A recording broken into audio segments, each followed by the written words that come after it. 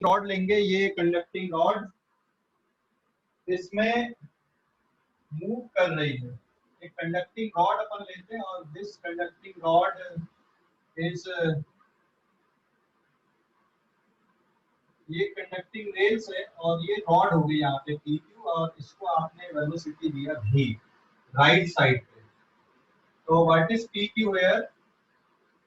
PQ is equals to L and it is a conducting rod, ये एक conducting rod है और suppose यहाँ पे PQ और ये R और ये S और फिर ये इधर तक आगे जाते जाएगा, ये कंडक्टिंग रेल्स अपन बोल सकते हैं यहाँ पे, this is R dash and this is S dash.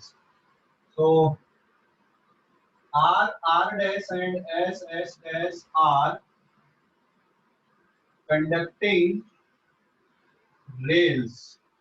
Conducting rails मतलब जिसके ऊपर ये रॉड क्या हो रही है, फिसलते हुए जा रही है और अभी एनी टाइम t पर इसकी वेलोसिटी v है सपोज, है ना, एनी टाइम t पर अभी इसकी वेलोसिटी v है, एनी टाइम t पे अभी इसकी वेलोसिटी कितनी, यहाँ पर v इसकी वेलोसिटी है एनी टाइम t पर। क्लियर हो गया अभी कि नहीं? एनी टाइम t पे बेटा इसकी वेलोसिटी v है, समझ गए? अब अपन इस पे ये देखते हैं, एनी टाइम t पे अगर इसकी वेलोसिटी v है तो इस पे मोशनल ईएमएफ की अगर अपन बात करें तो ये राइट साइड में इस तरह से ले लूं यहाँ पे, तो ऊपर का जो एंड है वो हायर पोटेंशियल पे आएगा और नीचे का जो एंड है वो लोअर पोटेंशियल पे आएगा and the EMF will be given by VBL here. तो जो करंट फ्लो हो रहा है, करंट इस तरह से ये वाले डायरेक्शन में फ्लो होगा। तो this is the direction of flow of current here, ये करंट के फ्लो का डायरेक्शन है यहाँ पे एक्सटर्नल सर्किट पे। R बेटा रेजिस्टेंस है, रेजिस्टेंस को मैं स्मॉल r से डिनोट कर रहा हूँ जिससे कंफ्यूजन ना हो यहाँ पे। समझ गए इतना? कोई डाउट अभी इस पे डायग्राम पे? हेलो, कोई डाउट है डायग्राम पे? हेलो सर प्लीज एक बार एक्सप्लेन कर सकते क्या? हेलो, अरे समझ गए कि नहीं? हेलो सर डायग्राम एक और बताओ ना। ठीक है, दोबारा एक्सप्लेन कर रहा हूँ। ये इतना पोर्शन नहीं है यहाँ पे, मतलब यहाँ पे मैं पहले रॉड बना देता हूँ अभी, ठीक है? दोबारा देखो, अभी ये एक रॉड है और एनी टाइम t पर इस रॉड की वेलोसिटी v है, रॉड की लेंथ l है। अब ये रॉड अगर इधर पे मूव हो रही है तो रॉड के अक्रॉस में क्या जनरेट होगी? इंड्यूस ईएमएफ जनरेट होगी कि नहीं? हेलो, इंड्यूस ईएमएफ आएगी कि नहीं आएगी? यहाँ पे इंड्यूस ईएमएफ आएगी ना? हेलो, और इंड्यूस ईएमएफ आप राइट हैंड पाम रूल लगा के देख लो इस तरह से, हम किसके डायरेक्शन को बताएगा? वेलोसिटी के, हम वेलोसिटी का डायरेक्शन बताएगा ना। हेलो, हम वेलोसिटी का डायरेक्शन बताएगा ना, ये राइट हैंड पाम रूल। हम किसका डायरेक्शन? वेलोसिटी। फिंगर किसका डायरेक्शन? Magnetic field. जो हथेली होती है वो किधर होती है? फिर अपनी हायर पोटेंशियल पे होती है, मतलब रॉड में ये वाला एंड हायर पोटेंशियल पे आएगा और ये वाला एंड रहेगा लोअर पोटेंशियल पे। मतलब आप यहाँ पे एक बैटरी बना सकते हो, बैटरी से इसको रिप्लेस कर सकते हो, ठीक है? उस बैटरी का हायर पोटेंशियल P की तरफ रहेगा और लोअर पोटेंशियल किधर रहेगा? Q की तरफ रहेगा। Higher potential is towards P and lower potential is towards Q। मतलब ये इस तरह से बन जाएगा यहाँ पे बैटरी, है ना, ये प्लस ये माइनस, और इस बैटरी की ईएमएफ VBL के बराबर होगी। और अगर सिचुएशन ये है तो फिर यहाँ पे करंट किस डायरेक्शन में फ्लो होगा? करंट बेटा ये वाले डायरेक्शन में फ्लो होगा, ऐसा, ठीक है? This is the direction of current flow. तो ये करंट ऐसा आएगा। अब यहाँ पे फ्लेमिंग्स लेफ्ट हैंड रूल भी चलता है, याद है कि नहीं? Fleming's left hand rule, Fleming's left hand rule या राइट हैंड रूल, याद है कुछ? फ्लेमिंग्स क्या है फ्लेमिंग्स लेफ्ट हैंड रूल? क्या है फ्लेमिंग्स लेफ्ट हैंड रूल? है FBI, और फ्लेमिंग्स राइट हैंड रूल है VBI। तो अपने राइट हैंड को इस तरह से स्ट्रेच कर दो, अपने राइट हैंड को ऐसा स्ट्रेच करो यहाँ पे, Fleming's right hand rule, thumb will give the direction of velocity and forefinger will give the direction of magnetic field and middle finger will give the direction of electric current. This is the Fleming's right hand rule. ठीक है, समझ गए ना? ये Fleming's right hand rule है। तो Fleming's right hand rule लगाकर भी देख सकते हो आप कि करंट का डायरेक्शन कैसा आ रहा है, ऊपर की तरफ आ रहा है। ठीक है, और अगर उससे अच्छा तो यही है राइट हैंड पाम रूल। देखो फ्लेमिंग्स राइट हैंड रूल में भी थंब वेलोसिटी को बताता है और हमारे राइट हैंड पाम में भी ये वेलोसिटी बताता है। और ये पूरी जो फिंगर्स हो गई ये किसको बताता है? मैग्नेटिक फील्ड को। और जो हथेली होती है वो किसको बताती है? हायर पोटेंशियल को बताती है। तो ये ज्यादा आसान होता है ना देखने के लिए। समझ गए कि नहीं? क्लियर हो गया अभी? कोई डाउट इस पे? No sir. अब इस सर्किट में करंट की वैल्यू कितनी आएगी? अगर हम करंट देखें तो current is equal to EMF divided by resistance. तो रेजिस्टेंस कितना है? R के बराबर रेजिस्टेंस है, आया ना? अरे I equal to EMF upon R होगा कि नहीं होगा?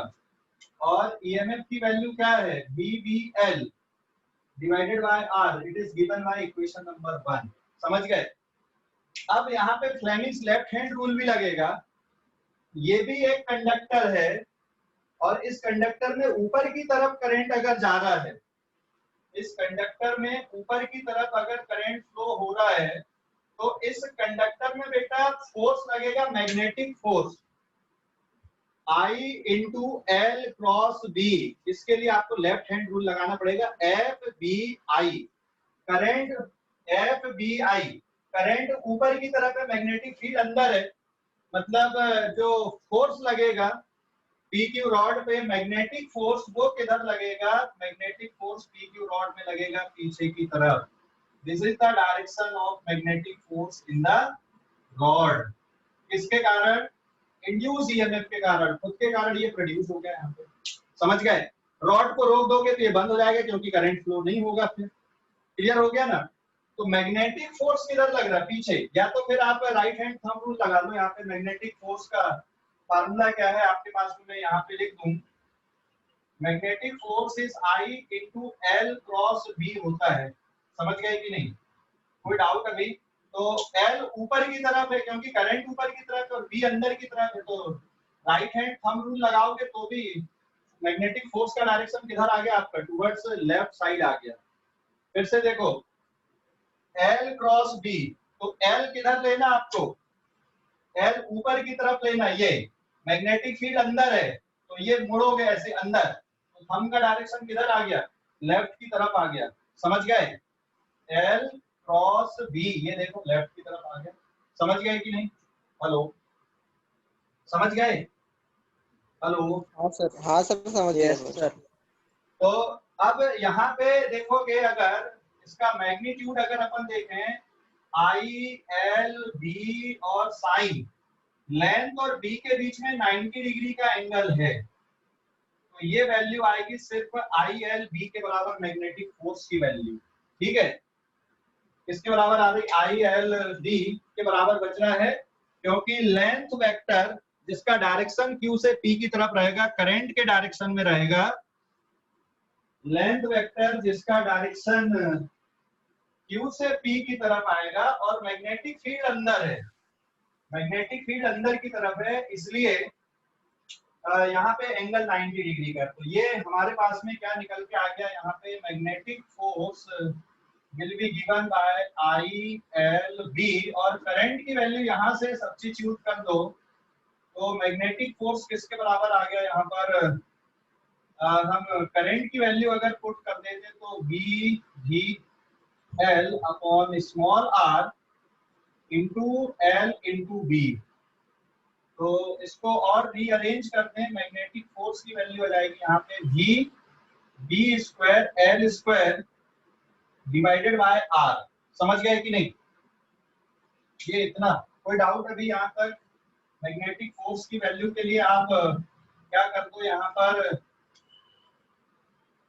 Magnetic force I L B, आप आई की वैल्यू पुट कर दो, V B L divided by R into L B, तो मैग्नेटिक फोर्स आ जाएगा V B square L square divided by R के बराबर।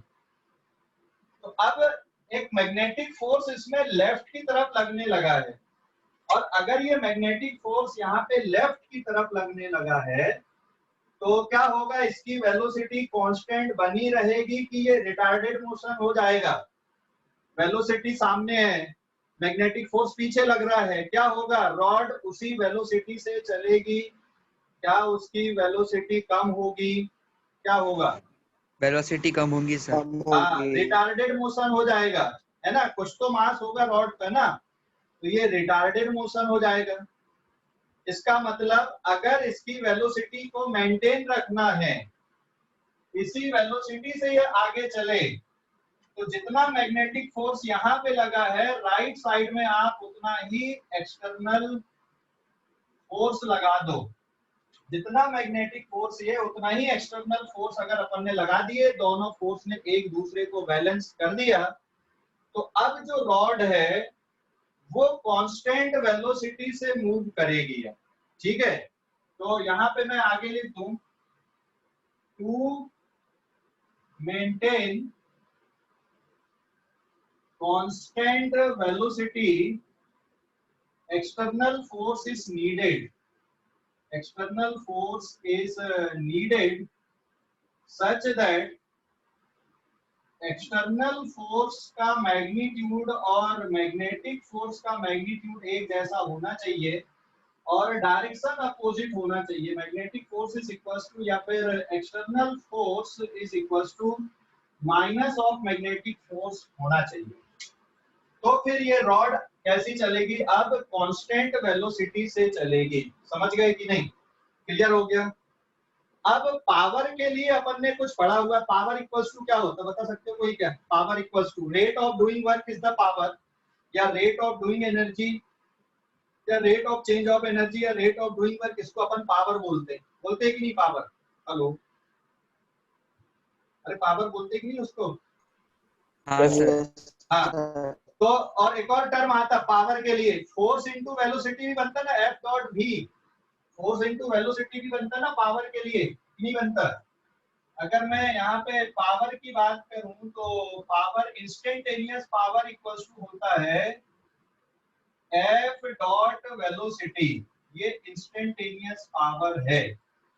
ठीक है, f dot velocity, this is the instantaneous power. समझ गए? हाँ या ना? ये इंस्टेंटेनियस पावर होता है, याद आया कि नहीं? या D W upon D T लिख दो, या डी अपॉन डी टी लिख दो, या एफ डॉट वी लिख दो।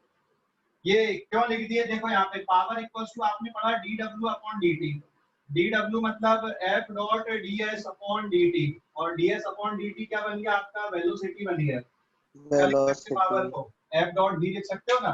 समझ गए कि नहीं? हेलो, समझ गए? Yes sir. ठीक है, तो इस रॉड को अगर कांस्टेंट वेलोसिटी से मूव कराना है तो फिर आपको एक एक्सटर्नल फोर्स की जरूरत पड़ रही है। यहाँ पे एक एक्सटर्नल फोर्स की रिक्वायरमेंट है, तो फिर एक्सटर्नल मैकेनिकल पावर कितना चाहिए इसको आगे तक मूव कराने के लिए? तो यहाँ पे अपन लिखते हैं mechanical power is equals to external force dot velocity f dot v, और एक्सटर्नल फोर्स का मैग्नीट्यूड ये मैग्नेटिक फोर्स के बराबर है ये। तो यहाँ पे आप वैल्यू पुट कर दोगे V B square L square upon R into से वी। तो ये जो टर्म है आपका mechanical power required will be V square L square upon R, this is the mechanical power required. इतना मैकेनिकल पावर चाहिए इसको कांस्टेंट वेलोसिटी से मूव कराने के लिए, ये निकाल दी है अपन ने। समझ गए या नहीं? कोई डाउट यहाँ तक? समझ गए इसको? कोई डाउट? हेलो, देख लो एक बार और, रुका हुआ हूँ 2 मिनट तक। इतना मैकेनिकल पावर चाहिए कांस्टेंट वेलोसिटी से मूव कराने के लिए। सर हाँ बोलो ये। सर इसमें फ्रिक्शन भी तो वेलोसिटी को अफेक्ट करेगा ना? फ्रिक्शन कंसीडर ही नहीं किए अभी अपन ने, है ना। ठीक है सर। हाँ समझ गए इतना? कोई डाउट बेटा किसी भी बच्चे को? और आज के इस पूरा जो डिस्कशन है ये कंजर्वेशन ऑफ एनर्जी के लिए है कि देखो इतना मैकेनिकल पावर चाहिए, मतलब जो ईएमएफ जनरेट हो रही है वो खुद से नहीं हो रही है। हम यहाँ पे वर्क कर रहे हैं और हमने जो वर्क किया वही किसके फॉर्म पे अपीयर हो रहा है, यहाँ पर इलेक्ट्रिकल एनर्जी के फॉर्म पे अपीयर हो रहा है, या करंट या फिर ईएमएफ के फॉर्म पे अपीयर हो रहा है। समझ गए कि नहीं? हम जो वर्क कर रहे हैं भाई हम इसको हम खींचेंगे ना इसको, नहीं तो इसकी वेलोसिटी कांस्टेंट नहीं रहेगी ना, इसका मतलब हमको वर्क करना पड़ रहा है। और हमने जो वर्क किया वही किसमें जा रहा है, फिर वहां पे इलेक्ट्रिकल एनर्जी में कन्वर्ट हो रहा है। ऐसा थोड़ी कि खाली पीली आ रहा था एक से। समझ गए ना? ये मुझे बताना था।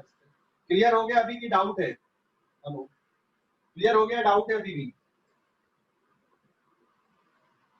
समझ गए इतना? हेलो सर वो अभी आपने बोले ना कौन सा फोर्स इलेक्ट्रिकल एनर्जी में कन्वर्ट हो रहा? फोर्स नहीं, देख इसको कांस्टेंट वेलोसिटी से मूव कराना है। कौन सा वाला फोर्स चाहिए? एफ एक्सटर्नल फोर्स चाहिए कि ये मैग्नेटिक फोर्स चाहिए? एक्सटर्नल चाहिए। हाँ, क्योंकि अगर इसको हटा दोगे तो इसकी वेलोसिटी धीरे धीरे कम होने लगेगी, रुक जाएगा कहीं पे जाके, रिटार्डेड मोशन होगा, है ना। तो वो तो वैसे ही रहेगा कि ये रॉड यहाँ पे रख दिए तुमने और इम्पल्स देकर छोड़ दिए तो थोड़ी दूर चलेगा फिर रुक जाएगा, तो जो इम्पल्सिव फोर्स से जो एनर्जी मिली थी उतनी एनर्जी कन्वर्ट हो जाएगी।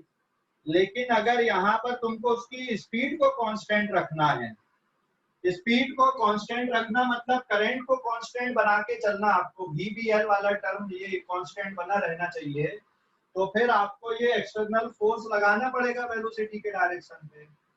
तो जब आप इसको इधर खींचोगे और ये एक्सटर्नल फोर्स की वैल्यू मैग्नेटिक फोर्स के बराबर होना चाहिए, तो ही ये कांस्टेंट वेलोसिटी से आगे बढ़ पाएगा या कांस्टेंट वेलोसिटी को अटेन, कांस्टेंट वेलोसिटी रहेगी। समझ गए या नहीं? हेलो। Yes sir.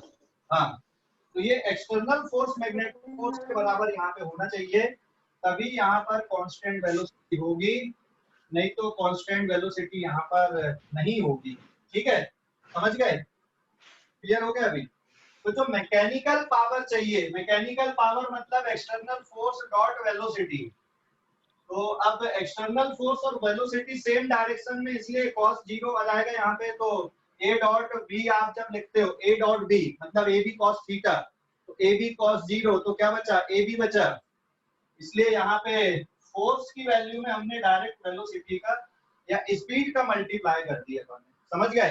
तो जो मैकेनिकल फोर्स आ रहा है इसको कांस्टेंट वेलोसिटी से आगे बढ़ाने के लिए वो कितना चाहिए? v² L² अपॉन r के बराबर चाहिए। समझ गए कि नहीं? हेलो, समझ गए इतना? Yes sir.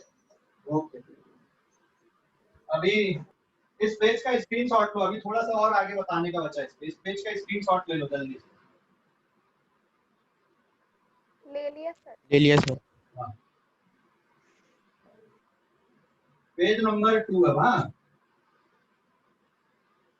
मैकेनिकल पावर आपने देख लिया, अब अपन देखते हैं इलेक्ट्रिकल पावर कितना जनरेट हो रहा है। मतलब यहाँ रेजिस्टेंस है, करंट फ्लो हो रहा है, तो हीट जनरेट होगी, है ना, या इलेक्ट्रिकल एनर्जी क्रिएट होगी यहाँ पे।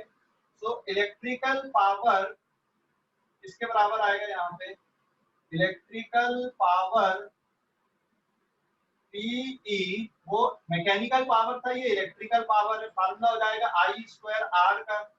अब आप I की वैल्यू पुट कर दो, ये है आपके पास में VBL डिवाइडेड बाय R का होल स्क्वायर इनटू R, और सॉल्व कर दोगे V² L² divided by R² into R, तो एक R से एक R कैंसिल हो गया। What is the electrical power? So electrical power comes out to be V², कितना आ गया formula? V² L² divided by R। ठीक है, समझ गए कि नहीं? ये इलेक्ट्रिकल पावर है यहाँ पे, this is the electrical power. ये इतना। और इलेक्ट्रिकल पावर और मैकेनिकल पावर को देखो जरा, सेम आ रहा है कि अलग अलग आ रहा है? इलेक्ट्रिकल पावर और मैकेनिकल पावर देखो सेम है या अलग अलग है? हेलो, इलेक्ट्रिकल पावर की वैल्यू और मैकेनिकल पावर की वैल्यू सेम है ना? ये इलेक्ट्रिकल पावर हो गया और ये मैकेनिकल पावर का फार्मूला हो गया। क्या कंक्लूजन निकला? कि electrical power and mechanical power are, हाँ हेलो, एनर्जी कंजर्व हो रही है। हाँ एनर्जी कंजर्व हो रही, मतलब कि जो पावर जनरेट हो रहा है वो हमारे कारण जनरेट हो रहा है। तो यहाँ पे ये इलेक्ट्रिकल पावर हो गया। So therefore electrical power is equal to mechanical power, therefore energy is conserved. Energy conserve हो रही है और हम यहाँ पे जो वर्क कर रहे हैं वही किसके फॉर्म पे अपीयर हो रहा है? इलेक्ट्रिकल एनर्जी के फॉर्म पे अपीयर हो रहा है। समझ गए अब? हेलो, समझ गया बेटा? कोई डाउट अभी? अब इस पेज का स्क्रीनशॉट ले लो जल्दी से, इस पेज का स्क्रीनशॉट ले लो। समझ गए इतना कि डाउट है कोई?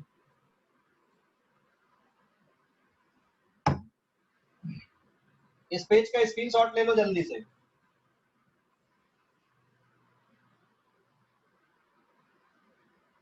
ले लिया सर। समझ गया इतना? कोई डाउट किसी भी बच्चे को यहाँ तक?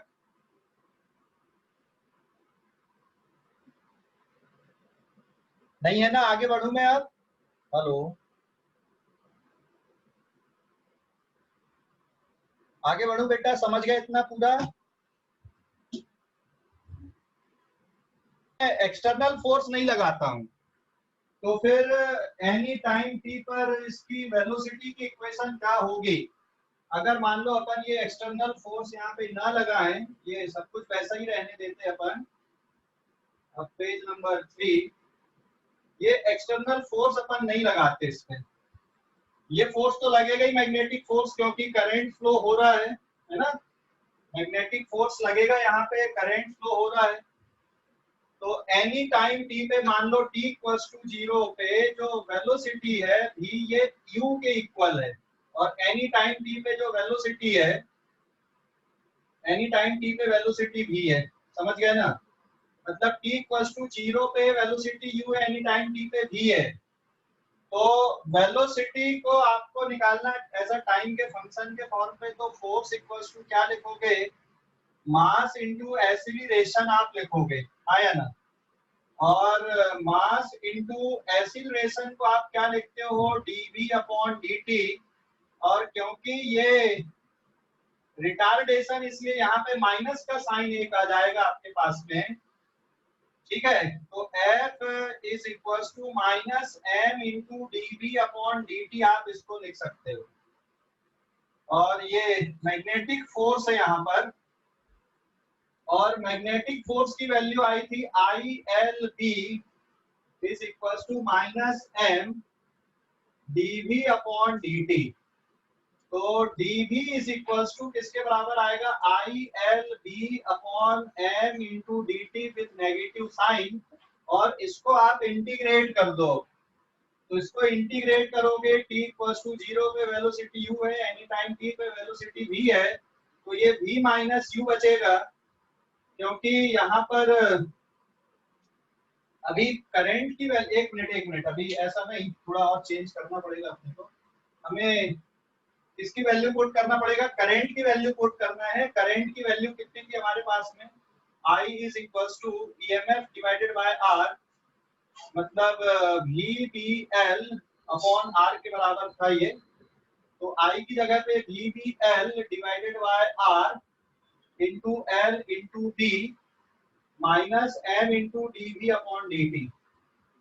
तो ये जो टर्म है dV अपॉन v बचेगा, और इसको इंटीग्रेट करना, फिर इसको आप आगे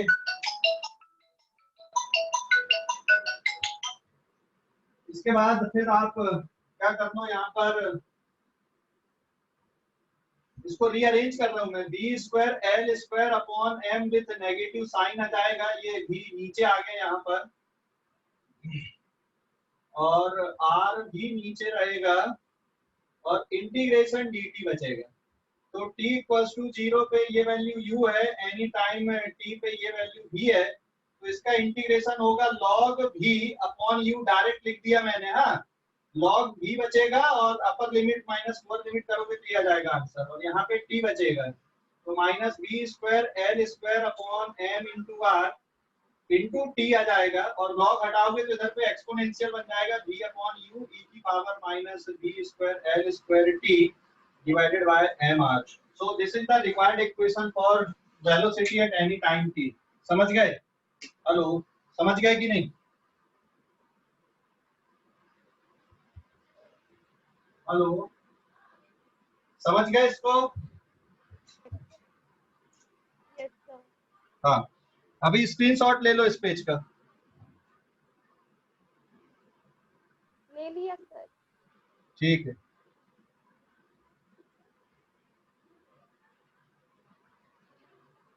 ठीक है, समझ गए ना? तो ये टाइम के फंक्शन के फॉर्म पे वेलोसिटी आ गई आपकी, एक्सपोनेंशियल फंक्शन बन गया यहाँ पे।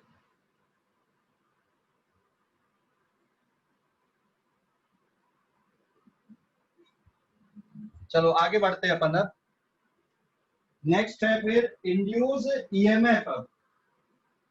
इंड्यूस इलेक्ट्रिक फील्ड का डिस्कशन थोड़ा सा, ये मिटा दूं मैं, ले लिया इस पेज का screenshot. This is page number 3, इस पेज का स्क्रीनशॉट ले लो, पेज नंबर 3 है।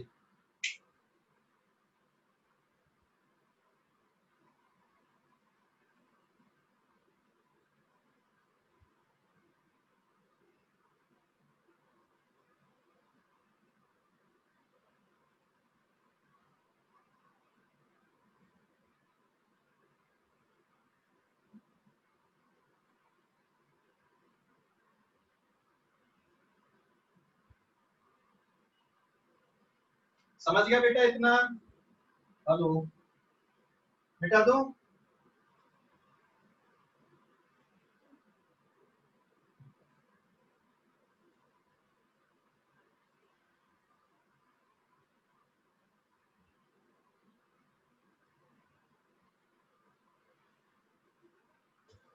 अभी पेज नंबर 4,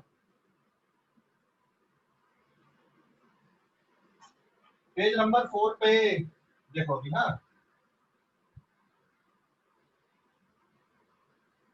पेज नंबर 4 पे induce electric field, induce electric field, induced electric field का डिस्कशन है। ठीक है, induced electric field, induced electric field. Hello, अरे आवाज आ रही है कि सो गए? आ रही है सर। हाँ, इंड्यूस्ड इलेक्ट्रिक फील्ड देखना अपने को। हाँ, इंड्यूस्ड इलेक्ट्रिक फील्ड,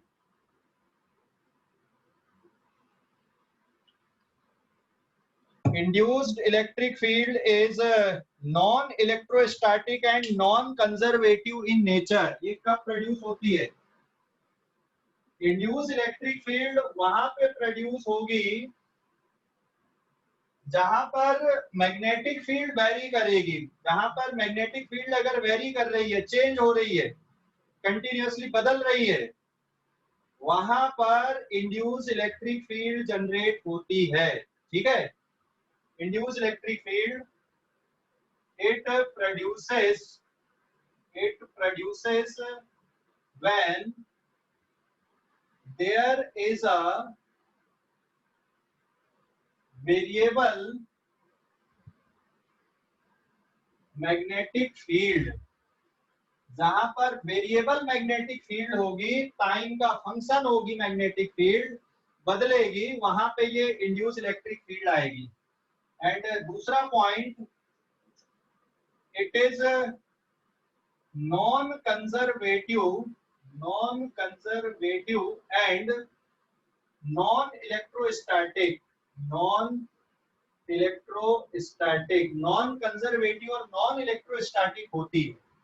अब मान लो इतनी जगह पे, यहाँ पे मैंने इमेजिन किया कि मैग्नेटिक फील्ड लोकेटेड है इतनी जगह पे, ये इतनी जगह पे मैग्नेटिक फील्ड है, और मैग्नेटिक फील्ड ए रेडियस के सरकमफ्रेंस पे इतनी जगह पे, and this magnetic field is changing. यहाँ पे जो मैग्नेटिक फील्ड है ये टाइम का फंक्शन है, मतलब बदल रही है कंटिन्यूअसली, इसकी वैल्यू बदल रही है, या तो बढ़ेगी या कम होगी, ठीक है, दो में से कोई भी एक चीज होगा, या तो मैग्नेटिक फील्ड बढ़ रही होगी या कम हो रही होगी, मतलब टाइम के साथ चेंज हो रही है। समझ गए कि नहीं? क्लियर हो गया?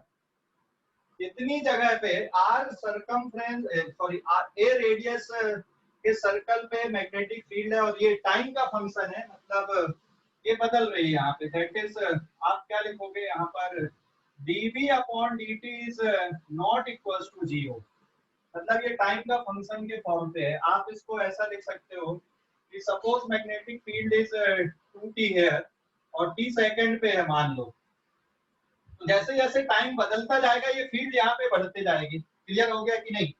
कोई डाउट? हेलो, क्लियर हो गया इतना? Magnetic field is time varying here, अरे समझ गए, ये बदल रही है। तो इस स्पेस में इलेक्ट्रिक फील्ड भी इंड्यूस होगी, इलेक्ट्रिक फील्ड भी इंड्यूस होगी, और ये जो इलेक्ट्रिक फील्ड है ये अपन ने पढ़ा हुआ Faraday's law of electromagnetic induction, induce EMF is equals to minus D phi B upon D होता है। ये Faraday's law of electromagnetic induction है, और ईएमएफ को अगर आप देखोगे तो EMF can be written as integration over closed loop. ये इंड्यूस ईएमएफ डॉट डीएल के लिए आप ऐसा लिख सकते हो, हमने बेटा potential difference equals to ED पढ़े थे, या फिर आप ईडी की जगह ईएल लिख दो, तो ये पूरे क्लोज लूप के लिए आप इसको इस तरह से लिख सकते हो। ये ईएमएफ की जगह पे वोल्टेज आ गया, ये इलेक्ट्रिक फील्ड आ गई, और ये डिस्टेंस आ गया, और यहाँ पे पूरा लूप के लिए लिखना है।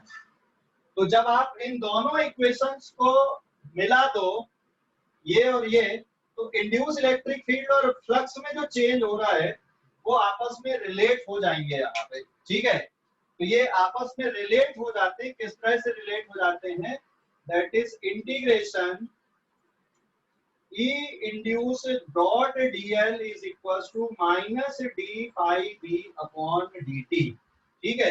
ये इस तरह से बन जाएगी कहानी। क्लियर हो गया? अभी कोई डाउट इस पे?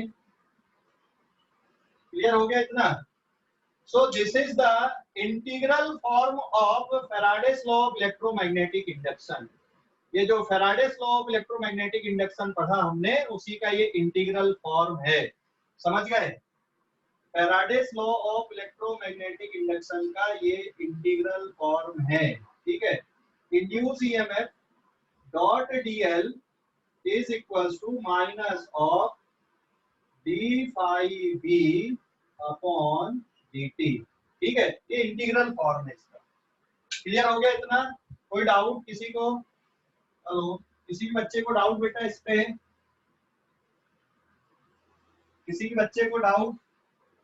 हेलो, तो यहाँ पे एक्चुअल में जो इलेक्ट्रिक फील्ड बनेगी वो किस तरह से बनेगी? देखो, ये मैग्नेटिक फील्ड वेरी कर रही है, तो जो इंड्यूस इलेक्ट्रिक फील्ड आएंगी they are concentric circular loop, ये इस तरह की कॉन्सेंट्रिक सर्कुलर लूप आएंगी, और ये अंदर भी रहेंगी और बाहर भी रहेंगी। तो ये इस तरह की कॉन्सेंट्रिक सर्कुलर लूप बनेंगी, जिनका डायरेक्शन अपन कौन सी मेथड से निकालेंगे? डायरेक्शन वही जो नॉर्थ पोल और साउथ पोल के हिसाब से निकाले थे, इंड्यूस करंट का डायरेक्शन अपन ने निकाले थे। अगर मान लो यहाँ पे ये B इक्वल्स टू 2t है, मतलब मैग्नेटिक फील्ड सपोज यहाँ पर बढ़ रही है, दैट मीन्स यहाँ पे मैग्नेट का कौन सा पोल है? नॉर्थ पोल है, ये नॉर्थ पोल है, और नॉर्थ पोल पास में आ रहा है। तो यहाँ पे इंड्यूस करंट ऐसा होना चाहिए कि नॉर्थ पोल को पास में नहीं आने दे, तो जो डायरेक्शन आएगा दिस इज एंटी क्लॉकवाइज, मतलब यहाँ पर हाँ डायरेक्शन कैसा बनेगा? Anti clockwise. तो इंड्यूस इलेक्ट्रिक फील्ड का डायरेक्शन कैसा बनेगा? यहाँ पे anti clockwise is the direction of induce electric field lines. तो induce electric field line are perpendicular to magnetic field line है, दोनों एक दूसरे के परपेंडिकुलर है। Induce electric field is perpendicular to magnetic field, ठीक है? और दोनों induce electric field is perpendicular to magnetic field as well as, यहाँ पे जो इंड्यूस इलेक्ट्रिक फील्ड बन रही है इनने कौन सा लूप बना ली है, induce electric field form the closed loop. So induced electric field form the closed loop, पूरा क्लोज लूप बनाई, जबकि इलेक्ट्रोस्टैटिक में इलेक्ट्रिक फील्ड क्लोज लूप नहीं बनाती, ये क्लोज लूप बना रही है। जैसे मैग्नेटिक फील्ड पूरा क्लोज लूप बनती है वैसे ये वाली इलेक्ट्रिक फील्ड यहाँ पे क्लोज लूप बना रही है, इसलिए इनको क्या बोला जा रहा है यहाँ पे, ये नॉन कंजर्वेटिव है, नॉन इलेक्ट्रोस्टैटिक है। समझ गए कि नहीं, समझ गए? अभी इस पेज का स्क्रीनशॉट ले लो जल्दी से। समझ गए? Induce electric field form the close loop, क्या प्रॉपर्टी है, non conservative and non electrostatic, non conservative and non electrostatic है ये, ठीक है? जल्दी से ले लो इस पेज का स्क्रीनशॉट, ले लिए क्या? फिर जितनी भी close loop forming electric field produce होंगी वो नॉन कंजर्वेटिव रहेंगी? बिल्कुल बेटा, बिल्कुल, जितनी भी क्लोज वाली बनेंगी, लेकिन ये जो क्लोज वाली बनती ना, ये तभी बनती है जब मैग्नेटिक फील्ड वेरिएबल हो, टाइम का फंक्शन हो। कहीं पे मैग्नेटिक फील्ड अगर चेंज हो रही तो वहां पे इंड्यूस इलेक्ट्रिक फील्ड आएगी और ये क्लोज लूप ही बनाएंगी, और ये non conservative and non electrostatic रहेंगी। इलेक्ट्रोस्टैटिक वाली ओपन लूप बनाती हैं, ये क्लोज लूप बना रही है, ठीक है? समझ गए? Yes sir. ओके, इस पेज का स्क्रीनशॉट ले लो जल्दी से। ले लिया सर।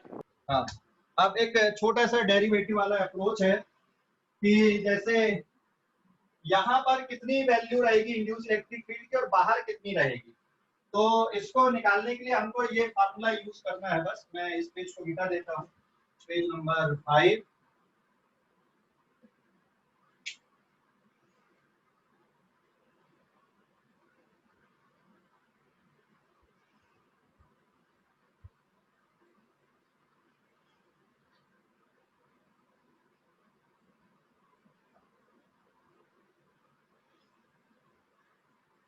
देखो पेज नंबर 5 में इतनी जगह पे मान लो मैग्नेटिक फील्ड है और ये रेडियस a है और ये मैग्नेटिक फील्ड टाइम का फंक्शन आपने ले लिया और मैग्नेटिक फील्ड मान लो बढ़ रही है यहाँ पे। तो दो केस है, एक अंदर यहाँ पर कितनी इंड्यूस इलेक्ट्रिक फील्ड है, ये r distance less than a, और अगर अपन बाहर यहाँ पर देखें तो यहाँ पर जो वैल्यू है ये r ग्रेटर देन a पे, यहाँ पे जो वैल्यू आएगी इंड्यूस इलेक्ट्रिक फील्ड की वो कितनी होगी और अंदर कितनी होगी, है ना? तो दो केस हैं। फर्स्ट केस आ जाएगा when r is less than a, तो ये इक्वेशन आप लगाओगे integration e induced dot dl, क्योंकि मैग्नीट्यूड पूरी लूप में एक जैसा है तो ये e इंटू 2 पाई r हो जाएगा equals to minus d phi b upon dt।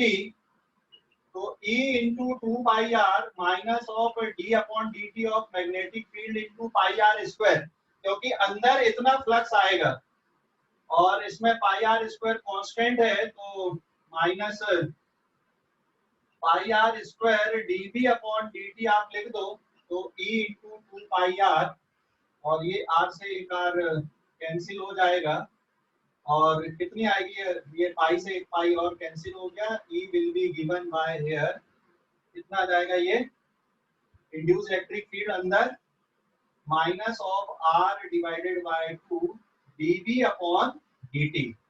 तो अंदर जो इलेक्ट्रिक फील्ड है वो इसके फॉर्म पे आएगी और बाहर का अगर कैलकुलेशन करोगे आप कि भाई बाहर कितनी आएगी, तो second point r greater than a यहाँ पर के लिए, तो यहाँ पे integration over close loop e dot dl, इसका वैल्यू आएगी e into 2 pi r, circumference के लिए 2 pi r equals to minus d upon dt of b।